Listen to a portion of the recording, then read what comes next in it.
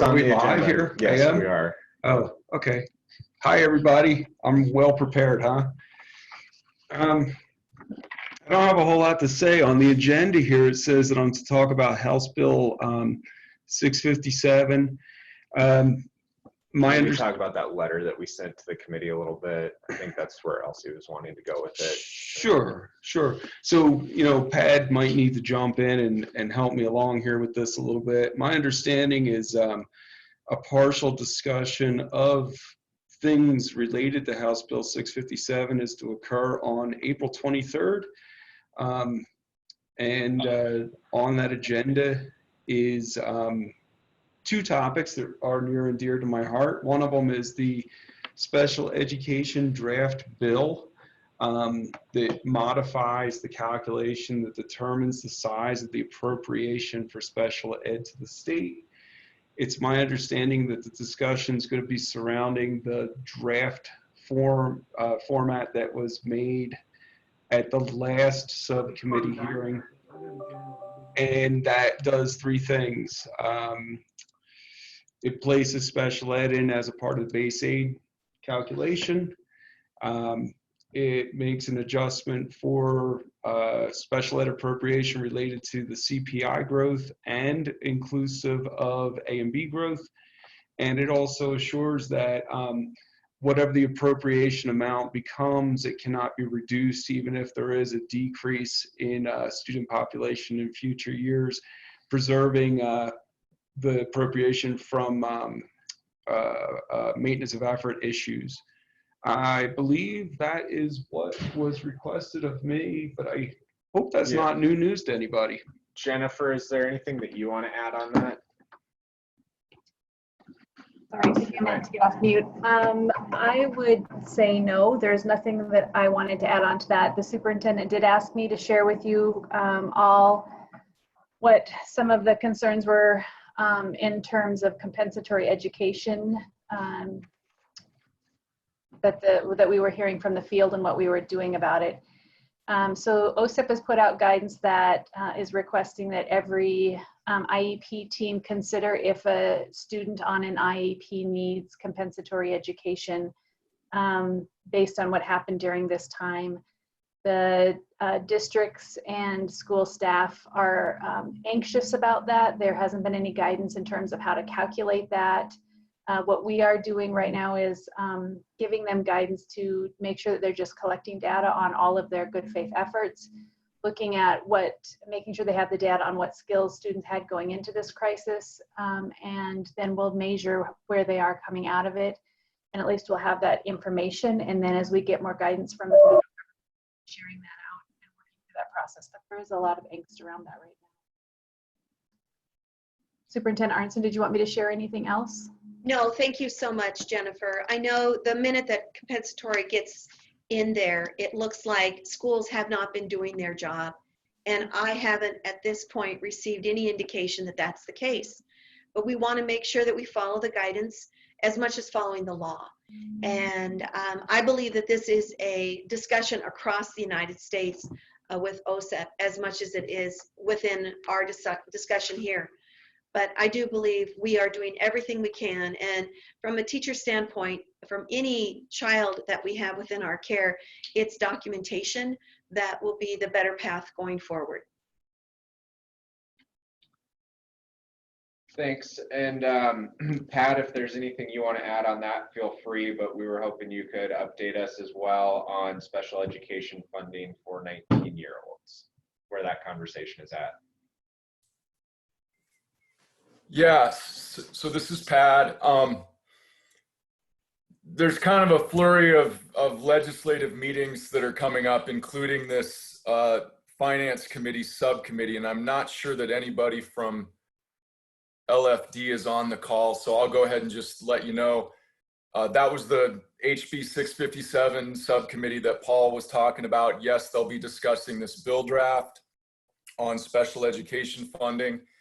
And when that subcommittee met in January, they also had questions about vocational rehabilitation, and they also had questions about previous legislative proposals for providing A and B funding to older 19, 20, potentially 21-year-old students. And so as part of I put together one memo that covers the bill draft, VOC rehab, and some information on previous proposals for funding special education students. It was kind of really just a information request that the committee had. I'm not sure they're thinking of taking any sort of action or having the subcommittee recommend to the full LFC a bill draft relating to older students, but that may be discussed on Thursday. In general, or just, these meetings are going to be over Zoom, and they will all be streamed and viewable through the legislative website. If folks want to sort of be in the meeting and have the ability to provide public comment, they'll need to get the Zoom link basically through the committee staff. And a reminder, I staff the Education Interim Committee. Chris Wilkinson and LFD staffs this LFC subcommittee. And the information on how all that works is on the agenda for any meeting. Happy to clarify any of that now. The other legislative education meetings that are coming up on next Monday, yet another study committee of the LFC that we call MARA. I honestly can't even remember what that acronym is about. It's generally about revenue for the state. They've been looking at taxation. They are going to, we're going to present a little bit on school funding and property taxes Monday. That meeting is, I believe, 10 to 1 p.m., 10 a.m. to 1 p.m. And then the Education Interim Committee will hold 2 afternoon meetings on April 30th and May 5th. Meeting materials are being posted, agendas, etc., for those 2 meetings. I think I'll stop there. Thanks, Pat. Are there any questions or comments about any of these first 2 topics? And how many packets between April? Yeah, well, 5. Well, not something I have to figure out, but Okay, so with that, we will move into Medicaid funding at children's psychiatric hospitals. Ken? Good morning, everyone. We had discussed this topic once before at an advocates meeting. This topic is being presented at the Thursday Ed Subcommittee meeting.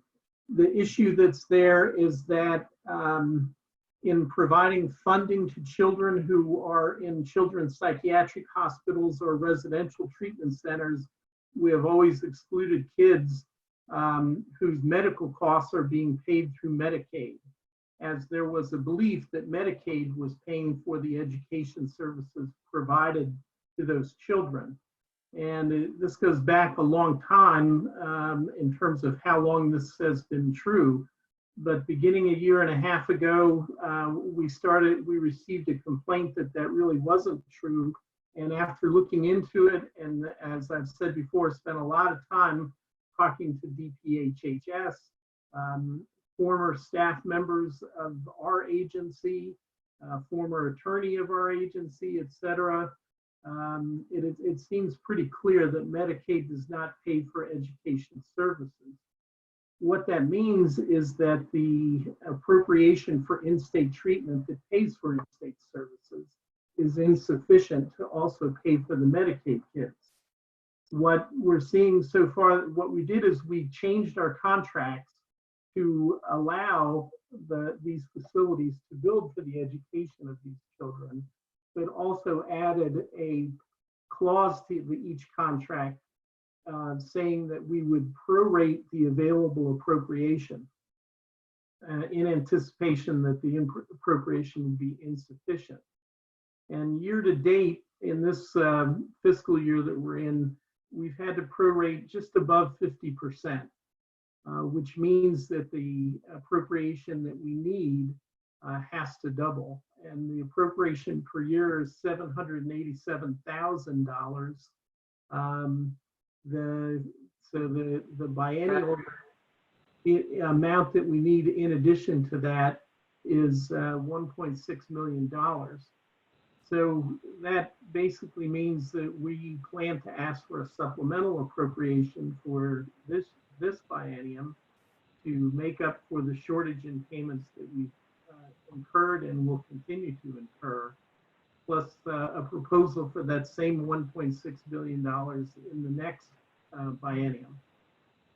And this is basically the advising this Ed subcommittee as a way of telling the Finance Committee that we plan on that supplemental appropriation and introducing the topic to legislators.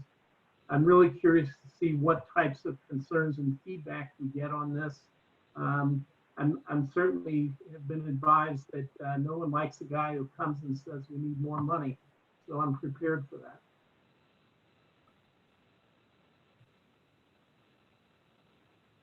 Thanks, Ken. This is Lance. Are we talking about this? I'm sorry, this is Lance. I just jumped on here. Sorry I was late, but are we talking about the major maintenance matching funds here? No, we're talking about the in-state treatment, the payments for education of children in psychiatric hospitals and residential treatment centers. Gotcha. Not to divert you, but I remember seeing last week when I did not participate that Paul Taylor was projecting a shortfall in the major maintenance matching state funds. Or is that got an adjustment provision in law that says that if the amounts come up short, they're prorated, or would that be part of a supplemental as well? Hey, Lance, it's Paul. The way the law got written is it says that there's an appropriated amount. If the revenue doesn't materialize, a prorate occurs. Yeah, that's what I thought. Thank you. Yep. Sorry for the interruption. Oh, no worries. Thanks, Lance. Ken was just wrapping up. Are there any other questions or comments for Ken or Paul? Okay, with that, we'll jump into the CARES Act updates. Superintendent Arntzen had a conversation with Deputy Secretary Zais yesterday. It sounds like the guidance and applications will be made available to states on Thursday, and we will try and turn around that application as quickly as we can, and then they're supposed to make funds available to us within 3 days. So really hoping that by the end of next week we can make these funds available to schools, and so that's about the latest update we have. We'll send out guidance once we receive the federal guidance. Ken, is there anything you want to add onto that based on our recent conversations? No, I think, as I've said, I think in other places, when the governor's relief fund application was released, there were some surprises on it, and I believe we should be ready for surprises on this go around as well. Yeah, so hopefully we'll be able to dig into that more on our call on Thursday. The last topic that's not on the agenda I kind of wanted to dive into is, I'm sure everyone's seen that since last week there's been a few schools that have, the boards have said that they're going to continue doing remote learning for the remainder of the year. I anticipate that will kind of be a domino effect. There was an article in the Billings Gazette that went statewide yesterday about it, and I imagine more schools will plan to do remote learning for the rest of the year, regardless of what announcements are made from the governor's office. The OPI will, of course, support them in that local control and flexibility and however they want to complete the school year. Superintendent Arntzen had a conversation with the governor about that yesterday. Are your associations getting any calls about that, or any insights? The governor's supposed to be making an announcement tomorrow, so we'll kind of see. We'll have a lot more, I think, to talk about on Thursday than we do today, but what are you guys hearing? Dylan, this is Lance.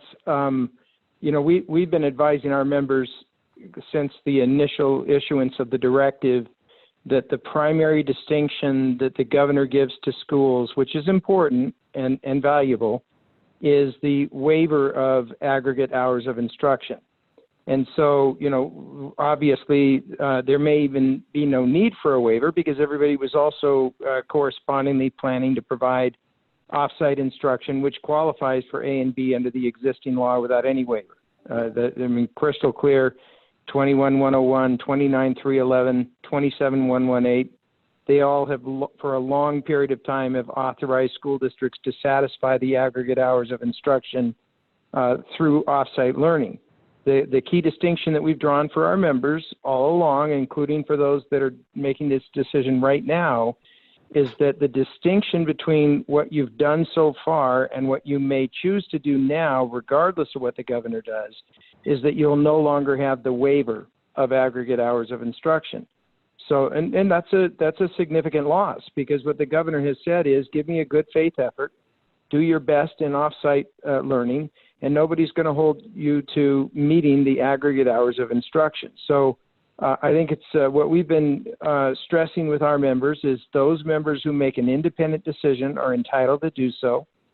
And when they do so, they need to be prepared to defend and document and be audited on the satisfaction of the aggregate hours of instruction for any period of time during the remainder of the school year that's not covered by the governor's waiver of satisfying those aggregate hours of instruction.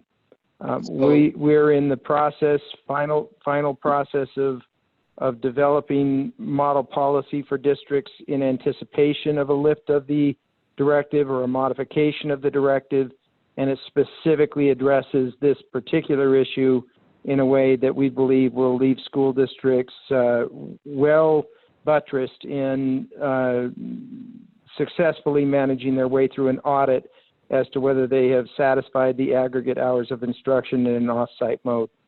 So Lance, is it your opinion that the plans adopted by the boards that were sent to the governor, is it your opinion that those plans sufficiently meet those requirements in statute? Or yes. Need to adopt alternatives. But districts, in practice, districts have been able to say, "Oh, give it our best.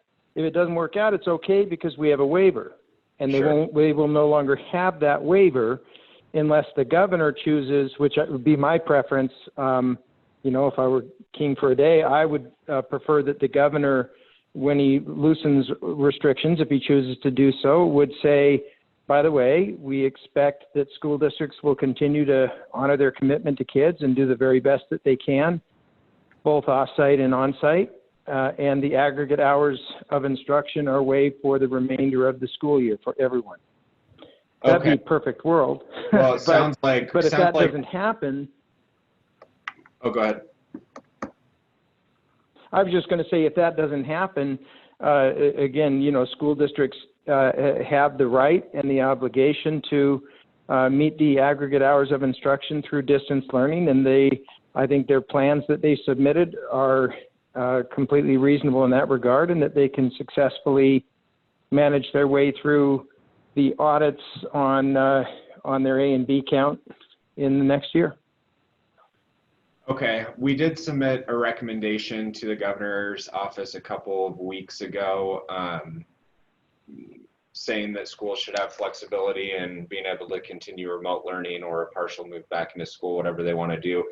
Maybe we need to send a follow-up recommendation that's just very specific, that we want these aggregate hours waived for the remainder of the school year. And it sounds like we'll probably need to get some additional guidance out to schools later this week after we learn more about what the governor's planning. Yeah, I've got my entire staff over the weekend and yesterday, and we're finishing up today, developing model policies that will support districts in the absence of a directive, and they're adaptable enough that we'll be able to turn them on a dime depending upon how that looks. If the governor does a partial lift or a selective lift based upon population size or rates of infection. We've got all those kind of scenarios laid out in a decision tree, and we're ready to make the adjustments, but we wanted to have the underlying content completely finished to be able to distribute to our members as early as practical. That's great. Is there anything you want to add on that, Superintendent? I do know. Thank you, Lance, for that information. And, you know, in the conversation that I had with the governor was very, very short yesterday, asking for a plan, requesting local control, wanting to make sure that school districts would be able to have the aggregate hours waived. So I believe, you know, as Dylan had said, I think 2 weeks is a long time ago. Let's go ahead and make a concerted letter to the governor. And I think Dylan can start that penning of it. And maybe, Lance, you have some information. Anyone else on this phone, we can send it out like we sent the other letter to our school districts. But I believe if we have a unified message that goes to the governor, I think that shows a lot of strength, and that shows that that local control model needs to be adhered to. Thanks, Superintendent. Yeah, and I don't know if McCall's on the line and wants to jump in at all. It sounds like the governor's having a press conference tomorrow, and so hopefully we'll know more about what his plan is. I think that what we're trying to understand right now is Montana going to be moving into phase 1 or phase 2, or is the governor planning something outside of the guidance that came from the White House last week? So I think that's what we're waiting to see. Dylan, this is McCall. I am on. So the governor is coming up with a plan similar to what the president put out, but it's not directly based off of his guide. So that information, I believe, will be sent out to folks tomorrow on the press conference, kind of what our Montana-made solution looks like as a soft reopening as conversations continue. Regarding schools, the only question I had of Lance, and we're still working through a lot of what this looks like, but if school districts do, so say the governor decides that he's going to lift the school closure waiver, and districts who have already made those decisions to continue their remote learning, do those standards then revert to Board of Public Ed? I know you've listed a couple of statutes, but I'm trying to figure out like which has precedent, right? So do schools then have to adhere to Board of Public Ed standards where they're teaching 6 hours a day remotely, or I'm just trying to figure that out as I'm working through some questions that the governor has. Okay, so the nice thing here is that the Board of Public Ed standards are sufficiently flexible to incorporate an off-site mode, so the districts can easily comply without meeting the 8,100 minute per full unit course default that the board has. Although again, the way that we're proceeding is with an educationally relevant definition of what it means to instruct, what it means to be instructed. It's a learning process. So we're working on best practices and incorporating that into a definition that's going to go into the policy. But then let's set that aside for a moment and let's assume that the districts can't satisfy an 8,100 minute per full unit course over the whole year. The Board of Public Ed has a rule 10.55.906 subsection 4 that specifically contemplates that learning can occur in an alternative setting and without in a time less or more than the ordinary default, and that the boards have the full latitude to grant credit for learning that's attained through that process. And it gives an including but not limited list that includes off-site learning and correspondence courses and independent study.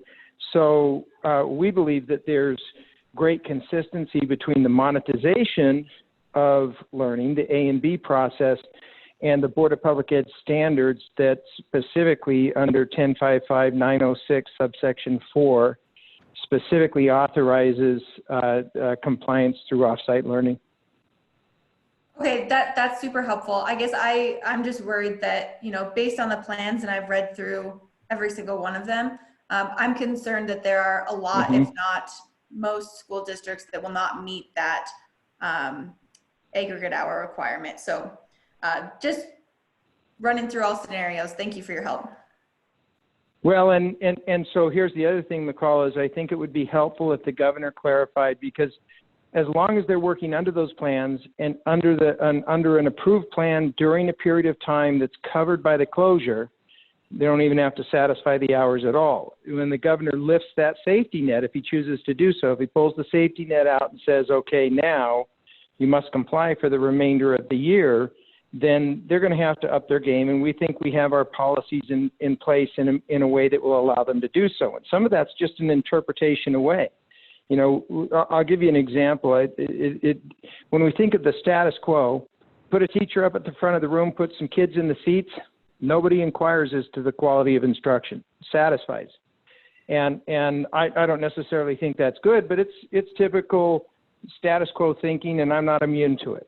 But I think that there are processes of learning that occur in an off-site mode that are equally valid, that involve the supervision of a teacher, that may be more collaborative than directed in terms of a learning process, but that absolutely satisfy the concept of what it means to learn or to be instructed or to gain instruction. So, you know, we're working on a policy that I think will answer some of those questions. In a perfect world, I would love to see the governor say, okay, this is no longer set according to the plans that have been done. You have more flexibility. You can go back into the school, or you can continue distance learning, and contingent upon a continued good faith effort, the aggregate hours are waived. Then nobody has to find themselves on alternative sides of an interpretation of whether that has or has not been satisfied. Thanks, Lance and McCall. So I think what's important here is there may be areas where we agree or disagree. The governor may decide to waive those hours and he might not.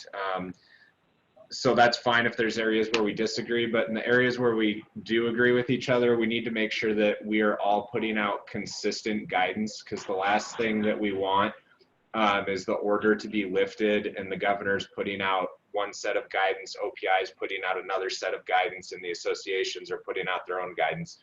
That's just going to confuse schools and the public. So we need to make sure in the areas that we agree that our language is consistent. Dylan, I would agree, but I would also caution that maybe we wait until later this week so we can have another conversation after the governor's press conference to really make sure that folks are on the same page. Oh yeah, of course. No, we're not going to send anything out. Well, we have to wait and see what landscape we're going to be working in. So, yep, of course. And McCall and others, I just want to, I don't want to belabor the point, but I want to read 10.55.906 sub 4. With the permission of the local board of trustees, a student may be given credit for a course satisfactorily completed in a period of time shorter or longer than normally required, and provided that the course meets the district's curriculum and assessment requirements, which are aligned with the content standards stated in the education program. Examples of acceptable coursework include those delivered through correspondence, extension and distance learning courses, adult ed, summer school, work study, specially designed courses, and challenges to current courses. Acceptable programs must be consistent with the local board of trustees policy. So that's pretty broad and aligns the Board of Public Ed with the comparable flexibility in the law on off-site learning under Title 20. Thanks. So yeah, I think we'll have a lot to talk about on Thursday. We'll know more tomorrow, but yeah, we won't send anything out, McCall, until we all have a chance to touch base Thursday morning. But if the governor is working on language specific to schools, you know, today or tomorrow morning, and he wants to discuss some of those things with Lance or Kirk or the superintendent, you know, we can all get on the phone today or tomorrow morning too. And that's what I encourage with the governor to do, that we have the ability to understand what schools are. And I know there's so many other things that the governor is worried and concerned for the health of Montanans. So I have a question, and I know I asked this some calls that I had yesterday. If there is any change within what the governor orders, would there need to be a change or an amendment to any of the plans that are now held at the governor's office? I think that we'll just have to figure that out as I mean, I couldn't tell you right now because I'm not entirely sure if the governor's planning on lifting the order or continuing remote learning, but I assume that when he issues his guidance that information will be in there. And Lance touched on that a little bit, that he's working on for his members. And it sounds like they would just need to make sure that they are really being diligent about how they're implementing these plans if the instruction hours aren't waived. But I don't know if that requires an amendment or not. I mean, Yeah, if I'm don't. understanding 1055-906 subsection 4, you know, Lance, with what you're saying, I believe then that the allowability is there even without the plans that went into play. So now do we request schools to do an amendment? I don't know. So I think the more closer we get to what the order will stipulate, and if we can help craft that by any means, or at least show the ramifications of what that might be, McCall, from the experts that are on this phone and others that have been in the office, we would be more than happy to help shoulder that. Great, thank you. Well, we've all done a lot of talking here. Is there anyone else that wants to jump in? It looks like Dan got off the line, but Dennis, are you hearing anything from your members on the rural side, or Kirk? You know, the only thing I'm hearing is questions about when the announcement will be, and we now know that's tomorrow. I think everyone's as patiently as they can. They're waiting to see what that will be, and I've always been encouraging them that we wait for the announcement, and then once we know what that is, then it's going to take a little time yet to make sure we know what that means for schools. So patience is my word of the day. And if the governor does make his announcements tomorrow, then we'll try and schedule another Zoom call quickly with county and district superintendents. So that would probably be Thursday morning or Thursday afternoon. Yeah. Hi, this is Kirk. It probably would behoove us to have this Ed Advocates meeting before you call the superintendents and everybody together. Okay. Just as a result of wanting to make sure, as you described, we don't want 5 different kinds of advice going out there from the get-go. And so we should talk about what that looks like. So once we know what the move of the governor is, we should all agree to this is what the the advice that's there, and it's probably going to be based around the policies that Lance has described. What I'm hearing from our members most diligently is just wanting to know, like Dennis described, what the future beholds so that they can implement plan B, C, D, whatever. They just need to know. And I think part of our responsibility here should be to give good, consistent advice. And so holding a meeting with superintendents, within 5 hours or 8 hours of when the governor makes the announcement without knowing for sure what that advice is going to be, I think we should be more squared away. Sure. We'll wait till Thursday afternoon then to schedule it. Or even Friday morning, I guess, if we need more time to digest it, but hopefully we can get through it pretty quickly. Okay. Anything else? Any other updates or comments? Well, we appreciate you all being on the line. I don't know if you all received the governor's his press releases and updates and stuff, so I'll make sure that Christy forwards along that press release when it comes out, so that you know what time the press conference is exactly and how to get on it. Superintendent? All I want to do is echo, thank you very much, Dennis, for saying those very wise words, one word, patience. And I think even more at this point, it's something we need to take into heart, and we need to embrace that.